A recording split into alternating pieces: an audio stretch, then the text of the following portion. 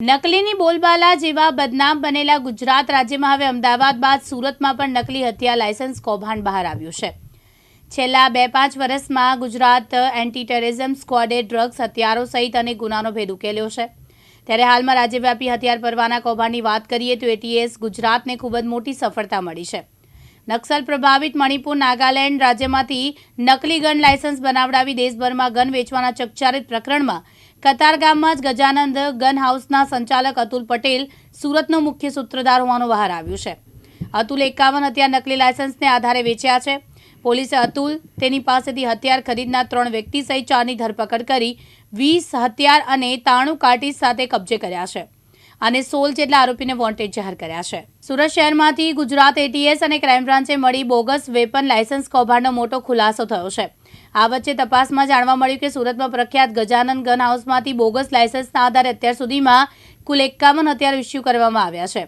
આ મામલે સુરત ક્રાઇમ બ્રાન્ચે અત્યાર સુધીમાં 4 આરોપીની ધરપકડ કરી છે અને હજુ પણ 16 જેટલા આરોપીને વોન્ટેડ જાહેર કર્યા છે।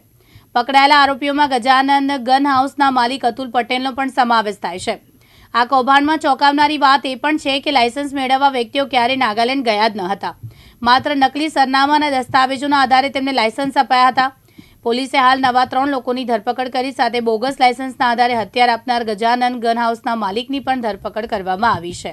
જે લોકો પાસેથી દસ્તાવેજો એકઠા કરી નાગાલેન્ડના બોગસ લાયસન્સ તૈયાર કરાવી હથિયાર આપતો હતો, આ ગેંગ એવા લોકોને ટાર્ગેટ કરતી જેને વ્યક્તિગત સુરક્ષા માટે અથવા તો સોબાજી કરવા હથિયારની જરૂર હતી, નિયમ પ્રમાણે લાયસન્સ મેળવવા ના હોય, યોગ્ય ના હોય, આવા લોકોને આસિફના સંપર્કમાં આવતા।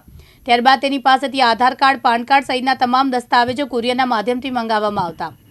કામરેજના સેલાભાઈ બોડિયા અને હરિયાણાનો આસિફ પોતાના નેટવર્ક મારફતે નાગાલેન્ડમાં રહેણાંકમાં નકલી પુરાવા બનાવી તેમનું ઓલ ઇન્ડિયા પરમિટવાળું બોગસ લાયસન્સ તૈયાર કરાવતો। એક લાયસન્સ બનાવવાની કિંમત અંદાજે 8 થી 10 લાખ સુધી વસૂલવામાં આવતી હતી। સાબિર સૈયદ, દિવ્યાંગ ન્યૂઝ, સુરત।